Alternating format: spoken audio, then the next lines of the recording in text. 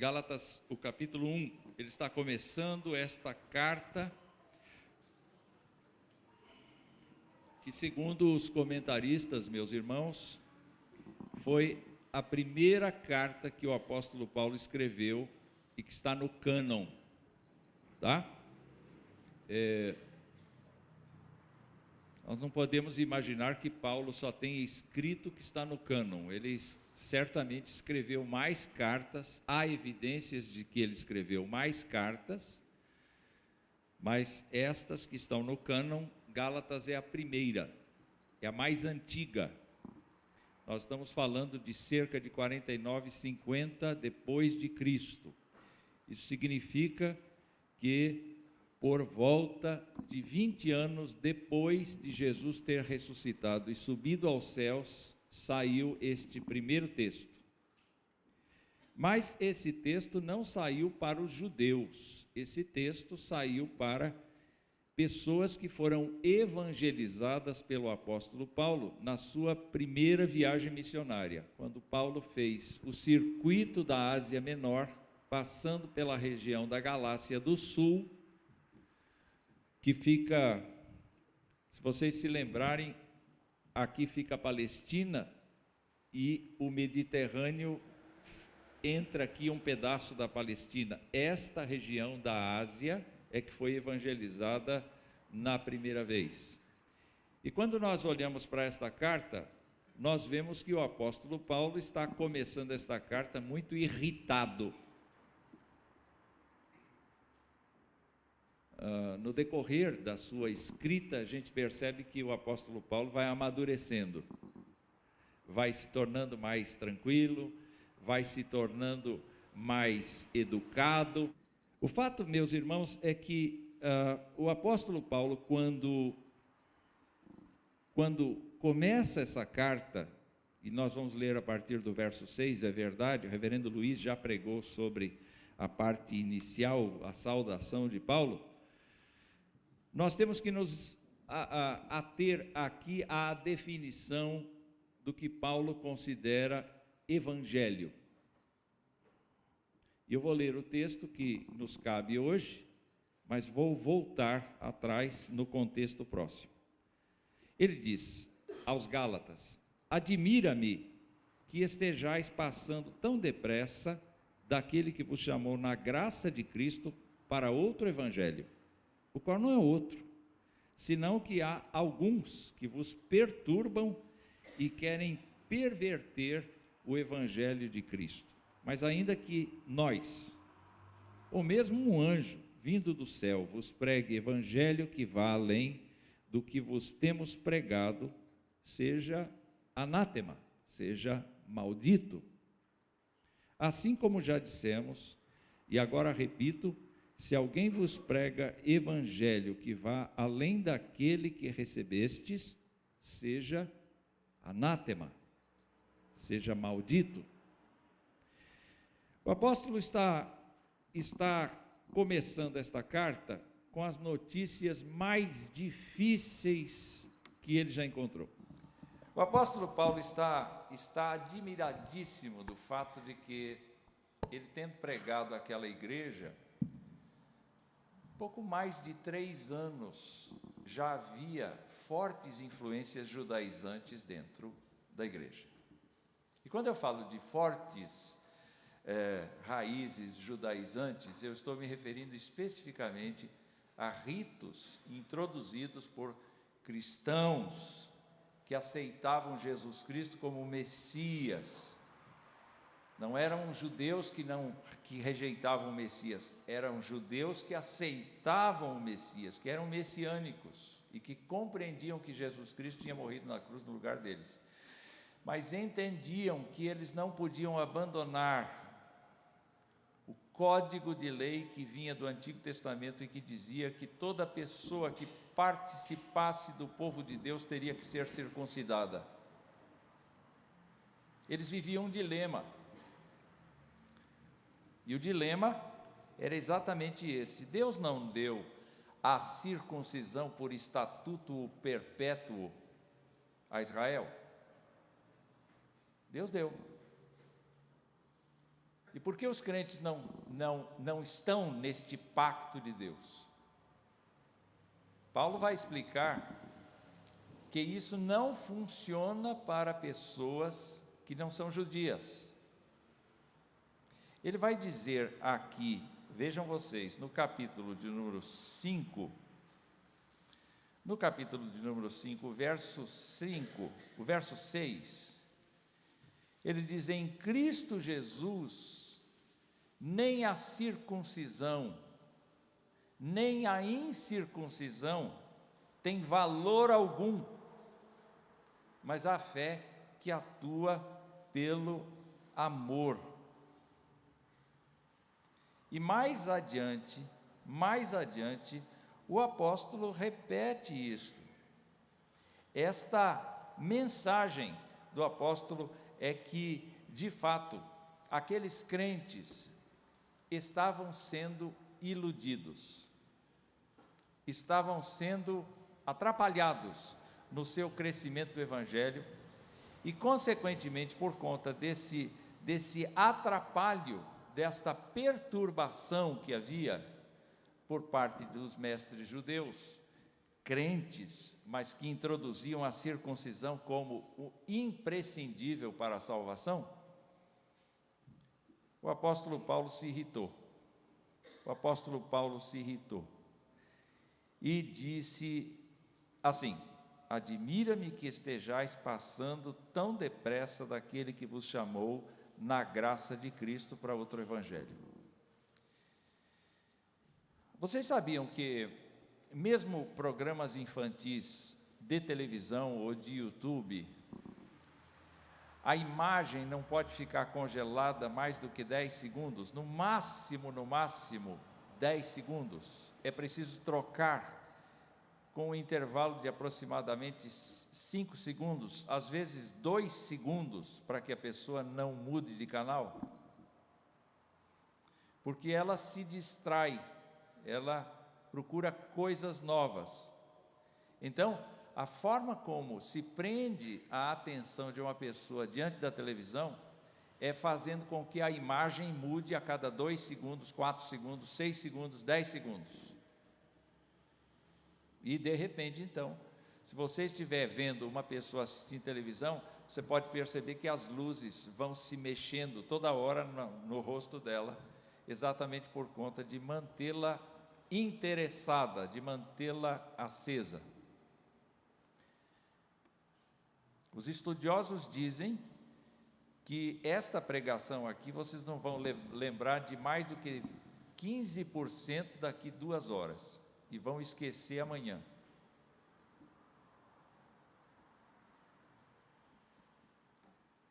Os Gálatas estavam começando a esquecer o que Paulo disse, e começando a se interessar por essa lógica que os mestres judeus trouxeram. Isso provocou no apóstolo Paulo esta irritação que eu mencionei no princípio. Para o apóstolo Paulo, Cristo, verso 4 deste capítulo 1, Cristo se entregou a si mesmo pelos nossos pecados, para nos desarraigar deste mundo perverso, segundo a vontade de Deus, nosso Deus, a vontade de nosso Deus e Pai, a quem seja a glória pelos séculos dos séculos. Amém. E ele diz assim: eu estou admirado que vocês estão saindo muito depressa daquele, isto é, de Deus o Pai, porque o contexto é de Deus o Pai, daquele Deus e Pai que vos chamou na graça de Cristo para outro evangelho, que não é outro, mas alguns vos perturbam e querem perverter esse evangelho.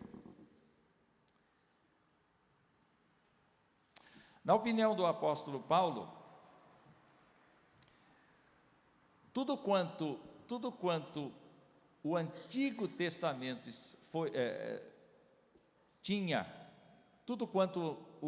Testamento tinha determinado em termos de lei moral, os 10 mandamentos, por exemplo, deveriam permanecer. Nada muda para uma pessoa que estava no Antigo Testamento e tem os 10 mandamentos lá. Mas quando vem para o Novo Testamento tem que continuar obedecendo. Só que as leis cerimoniais, em que se usava sacrifícios, em que se usava toda uma roupa, em que se usavam os dias, os meses, os anos, os dias de festa, estas coisas eram figuras de Cristo. Então Paulo, que era um bom judeu, tinha sido um grande fariseu, agora disse: tudo isso para mim que era lucro, eu considerei perda por causa de Cristo.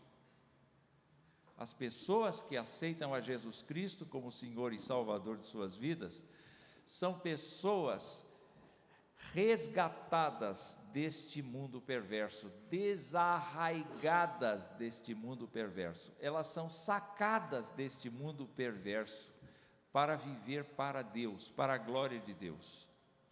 O processo de salvação não acontece pelo mérito da pessoa. O apóstolo Paulo é o primeiro a defender a ideia de que nenhum ser humano tem em si, naturalmente, qualquer chama que o leve a Deus. Nada, porque ele está morto nos seus delitos e pecados. E por isso, diferentemente dos seus patrícios judeus, ele não aceita a ideia de que a circuncisão seja um esforço do ser humano para completar a obra de Jesus Cristo como salvação. E não existe nem circuncisão, nem qualquer outra coisa que se invente na terra que sirva para completar o processo de salvação diante de Deus. Deus não aceita nada, ninguém, e o apóstolo vai dizer isso na carta: ninguém é justificado por obras da lei, ninguém é justificado diante de Deus por circuncidar-se, ninguém é justificado diante de Deus por frequentar a igreja, ninguém é justificado diante de Deus por não matar, não roubar e não beber e não jogar. Ninguém. Então, se você aqui não tem Jesus Cristo como seu Senhor e Salvador, e diz assim: gente, eu sou bom, os meus pecados são muito pequenos, eu certamente vou merecer um lugar no céu. Vai nada, você está enganado, você está absolutamente enganado. Precisa o sangue de Jesus limpar seu coração, e isso só se dá mediante a fé, porque não tem nenhum sangue aqui. Alguém está vendo sangue aqui? Por enquanto eu não caí aqui, mas alguém está vendo algum sangue aqui? Não tem sangue aqui, mas nós aceitamos o fato de que a morte de Cristo na cruz, o sangue derramado lá na cruz, é que serve de argumento para Jesus Cristo dizer: eu quero que fulano de tal seja perdoado, sustentado. O apóstolo Paulo ensinou essas coisas. O apóstolo Paulo diz assim: olha, isso que eu estou contando para vocês, isso que eu compartilhei com vocês, verso 12, eu não recebi nem aprendi de homem algum, eu fui revelado, eu recebi revelação de Jesus Cristo, porque eu era inimigo da cruz. Como é que eu poderia ter criado esse sistema? Eu não poderia ter criado esse sistema me foi dito. No entanto, há pessoas aí que estão introduzindo coisas que fazem com que vocês duvidem de que o Evangelho seja somente aceito e vivido pela fé. Não se tem que fazer nada em troca para ser salvo, nada. Tem até eco, nada.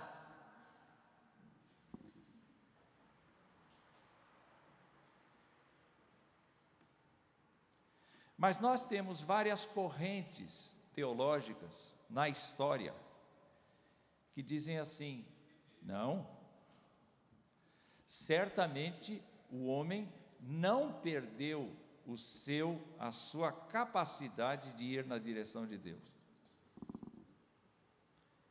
A gente reconhece sim que o homem é pecador, a gente reconhece que o homem falha, mas dentro do seu coração, a qualquer minuto, ele pode escolher a Deus, ele pode se arrepender e escolher a Deus e ir para Deus. Está errado. Biblicamente falando, o homem está morto, o ser humano está morto nos delitos e pecados.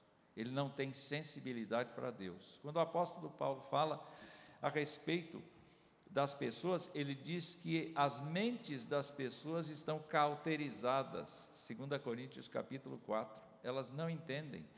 E ele cita o Antigo Testamento: não há quem busque, não há quem entenda, não há quem consiga produzir uma obra que agrade o santo Deus.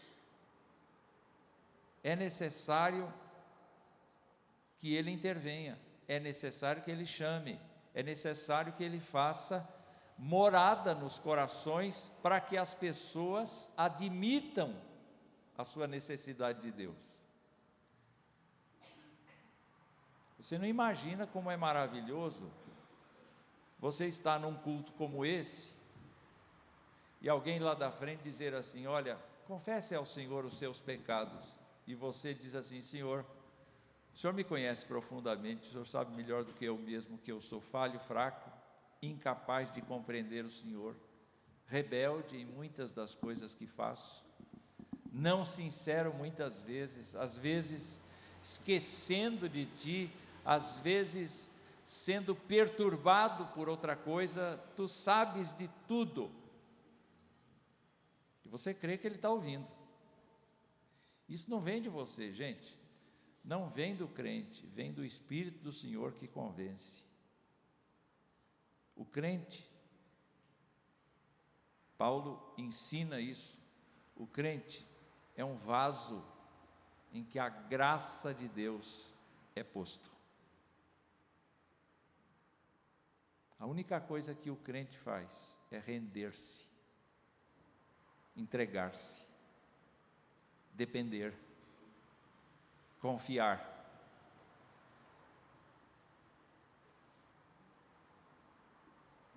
Não tem como ele agradar o alto padrão de santidade divino por si mesmo, mas o Espírito de Deus o ajuda a perceber isso e a entregar-se.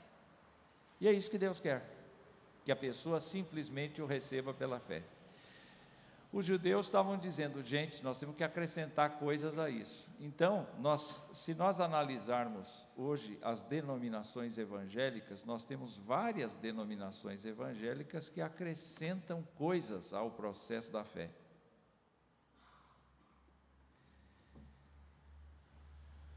Isso pode ser chamado de semi-pelagianismo. Hoje de manhã a gente discutiu isso, não foi? Semi-pelagianismo, a pessoa acha que tem alguma coisa de pura dentro de si e algum rito que ela faça a ajuda no processo de salvação. Paulo diz assim: isto não é evangelho. Evangelho é: Cristo entregou-se a si mesmo pelos nossos pecados para nos desarraigar deste mundo perverso, segundo a vontade de nosso Deus e Pai. Capítulo 2, verso 16 diz: sabendo contudo que o homem não é justificado por obras da lei, e se mediante a fé em Cristo Jesus, também temos crido em Cristo Jesus, para que fôssemos justificados pela fé em Cristo, e não por obras da lei, pois por obras da lei ninguém será justificado. E Paulo pergunta, quando ele está preocupado de que eles passaram tão depressa daquele Deus que os chamou na graça de Cristo para outro evangelho, Ele pergunta no capítulo 3, Gálatas insensatos, quem vos fascinou a vós outros, ante cujos olhos foi Jesus Cristo exposto como crucificado? Quero apenas saber isso de vós, recebestes o Espírito pelas obras da lei ou pela pregação da fé?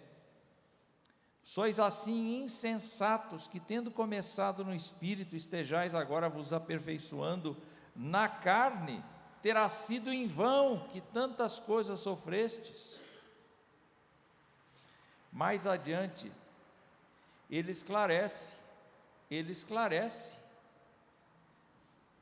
lá no capítulo 4, no verso 9, ele diz assim: agora que conheceis a Deus, ou antes, sendo conhecidos por Deus, como estáis voltando outra vez aos rudimentos fracos e pobres, aos quais de novo quereis ainda escravizar-vos? Guardais dias, meses e tempos e anos. E aí ele desabafa dizendo: receio de vós tenha eu trabalhado em vão para convosco. Toda pessoa que começa por Cristo, crendo que Jesus Cristo é o Filho de Deus e se arrependendo dos seus pecados, mas depois começa a colocar lei, regra, costume, hábito, isso e aquilo na sua vida, para se sentir salvo, corre um risco de caminhar para a apostasia. Problema dos Gálatas. Viver pela fé, meus irmãos, é obedecer a palavra de Deus. A palavra de Deus tem muitas regras.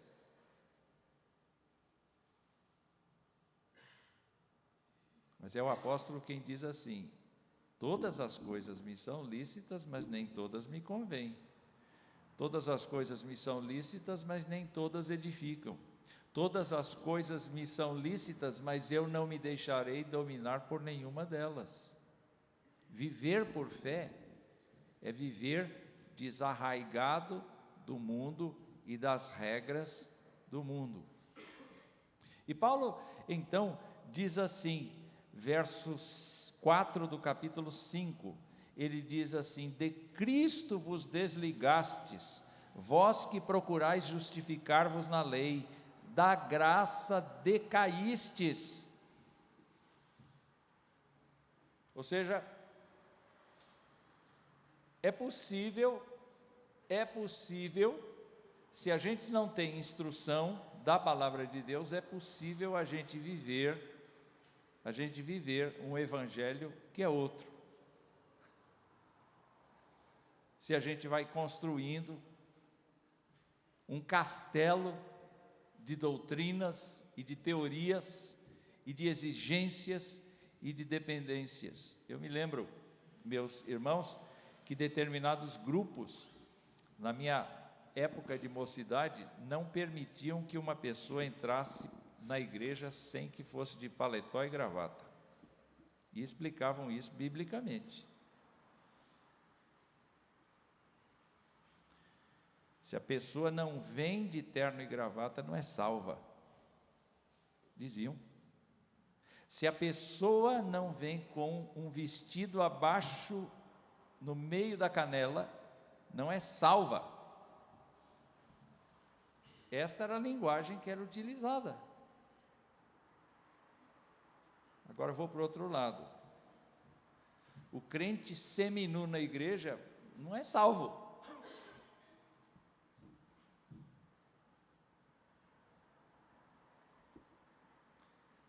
Usando a mesma analogia, quem é que sabe do coração do salvo?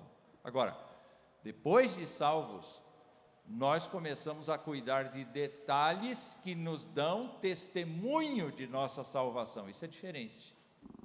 Então, nós zelamos para que determinadas coisas sejam abençoadoras. É o próprio apóstolo que diz que a nossa conversa deve ser temperada com sal.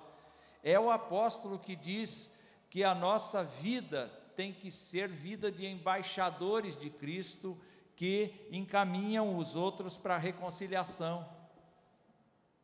É o apóstolo Paulo que diz que a gente deve construir, fazer tudo para a edificação dos outros. Então, nesse sentido, a gente revisita os nossos hábitos e costumes, mas depois de salvos. É o processo da santificação progressiva. Então, quando Paulo diz assim, eu estou admirado, por que ele está admirado? Ele está admirado porque as pessoas foram acrescentando itens ao processo de salvação. A salvação é crer em Jesus Cristo como Filho de Deus, e no coração crer que Jesus Cristo é Senhor, e com a boca confessar. É o que ele explica em Romanos. É descansar na obra redentora de Cristo. É não fazer nenhum esforço pessoal no sentido de pleitear a salvação ou de nos orgulharmos da salvação. Eu estou salvo porque eu sou bom. Eu estou salvo porque eu mereço. Eu estou salvo porque eu nasci numa família crente. Eu estou salvo porque oraram por mim. Não tem nada disso não. Eu estou salvo por pura misericórdia divina. Eu estou salvo porque Deus se compadeceu de mim, e creio que Jesus Cristo existe, é o Filho de Deus, morreu por mim, e descanso nele. O que você fez para ser salvo? Cri. Confessei. Abri meu coração. Paulo vai dizer, até para isso você foi ajudado, porque nem isso você conseguiria fazer sozinho. O próprio Paulo vai dizer isso, muitas vezes. Mas ele aí introduz uma segunda fala. Ele está dizendo que estas pessoas estão pervertendo o Evangelho de Cristo. Então ele se inclui no processo da pregação, e ele diz assim, ainda que nós, talvez os companheiros dele, mas ele está se referindo mais a ele mesmo, verso 8, ainda que nós, ou mesmo um anjo vindo do céu, vos pregue evangelho que vá além do que vos temos pregado, seja anátema.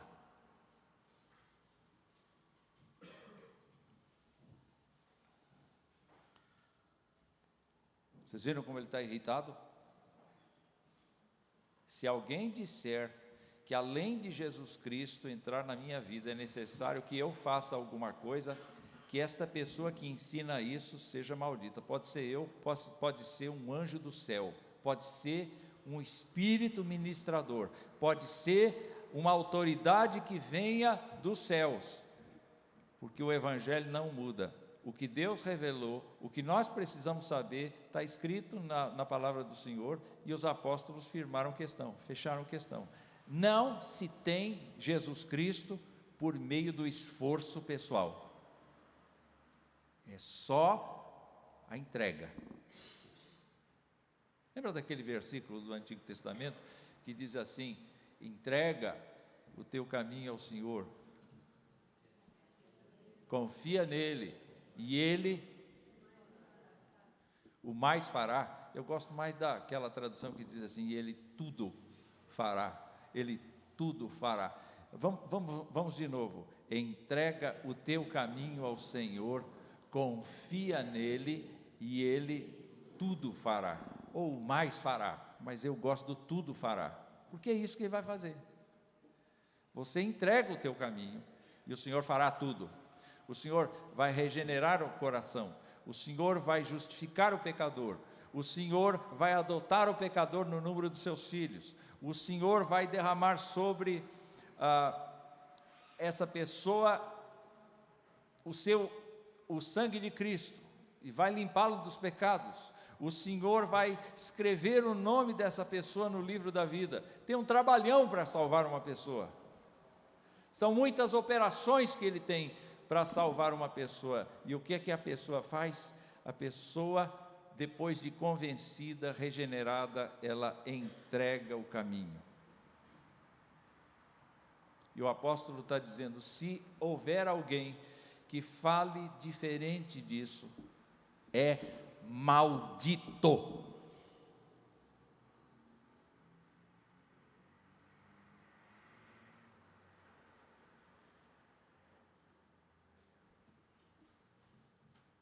É muito forte essa palavra. Vocês não acham?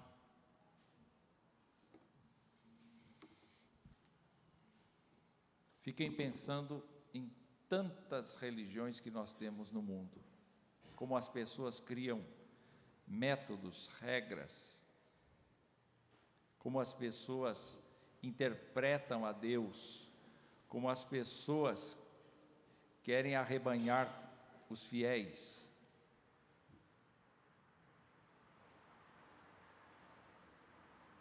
Biblicamente falando, esses mestres são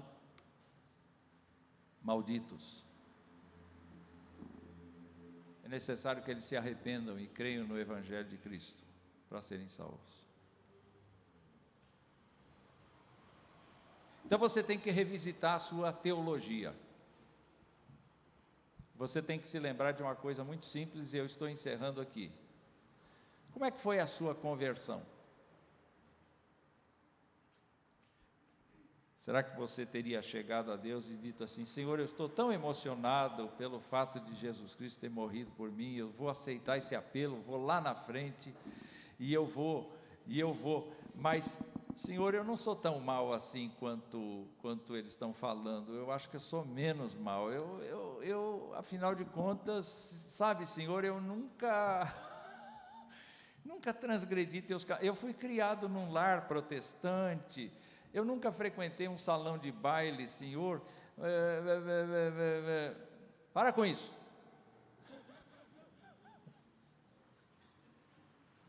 Para com isso. Quando a gente diz que o cidadão, que o ser humano é depravado, e esse é um dos princípios lá da Tulipe, não é? Os princípios de fé, quando disse que as pessoas são depravadas, há níveis de depravação. Há pessoas que executam mais dentro do campo da depravação do que outras. Algumas pessoas são depravadas santas. Pode haver isso aí? Não é? Uma pessoa depravada santa e uma depravada criminosa. Entenderam? Mas é depravada. No sentido de que não tem nenhuma ligação com Deus e nem pode ter.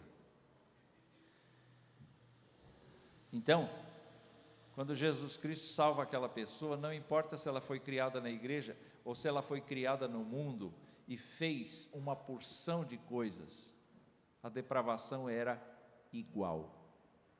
O sacrifício tinha que ser o mesmo.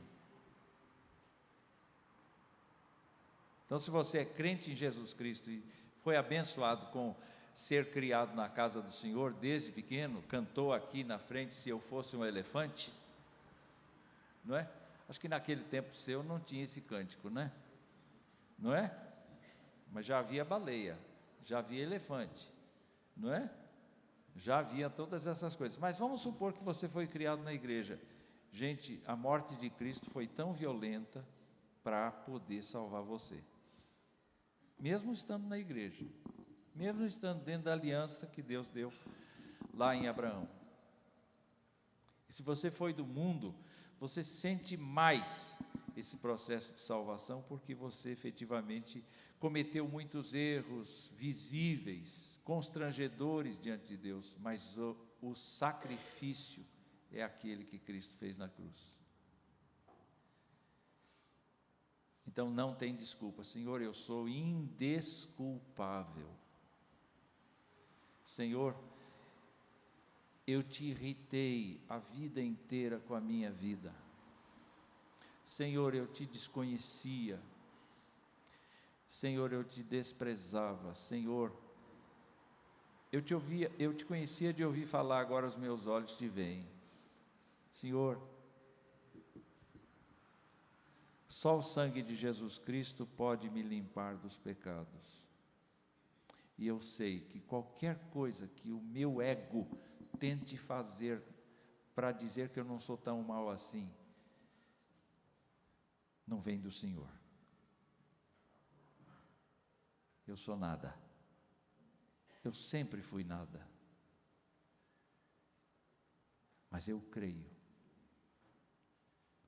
que Jesus Cristo morreu por minha causa lá na cruz. Eu creio que cada erro meu, Jesus Cristo teve que assumir. Eu creio que Jesus Cristo nasceu na minha vida. Eu creio que Jesus me perdoou, sem eu merecer. Eu creio que é Jesus quem me fortalece. O apóstolo Paulo, então, para nos ajudar a entender,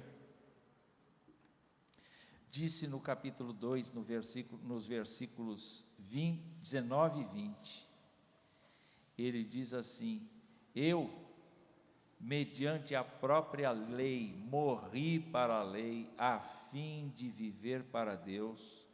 E ele diz: estou crucificado com Cristo.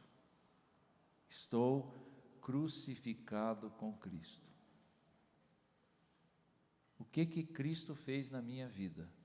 Ele me levou a Cristo, a cruz com Ele. E o meu velho homem foi crucificado lá com Ele. Então, o apóstolo diz assim: já não sou eu quem vive, mas é Cristo que vive em mim. E esse viver que agora tenho na carne, vivo pela fé no Filho de Deus, que me amou e a si mesmo se entregou por mim. Não aceito circuncisão, não aceito dias, meses, anos, não aceito nenhuma obrigação do homem, ou privilégio do homem pelo qual ele possa incorporar qualquer ajuda dele a Deus para me salvar. Isso é maldito. Aceito que a única mensagem evangélica correta é a salvação mediante a fé em Jesus Cristo. Vamos repetir o que diz João. Filipe disse para ele assim: Senhor, mostra-nos o Pai. E ele disse: mas Filipe, como é que você diz, mostra-nos o Pai? Eu tenho andado com vocês todo o tempo. Quem vê a mim, vê ao Pai.